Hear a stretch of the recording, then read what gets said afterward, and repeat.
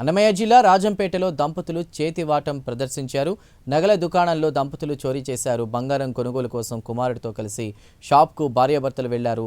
చైన్లు పరిశీలిస్తూ తులం బరువున్నటువంటి చైన్ను మహిళ చోరీ చేసింది.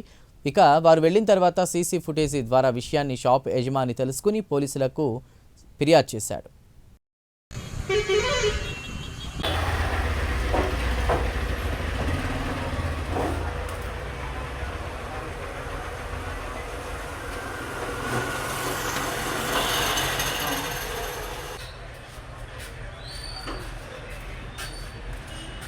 చిన్ని చుట్టేసినట్టు చేతిలో ఒకటి ఉన్నది, రెండు తీసుకున్నది చేతిలో ఒకటైనా పట్టుకోండి.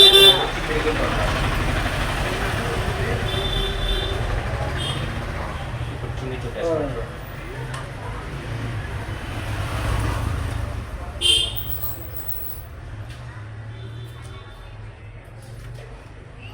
అట్ట కూడా తీసుకోలేనా బయటలో దాచేస్తుంది.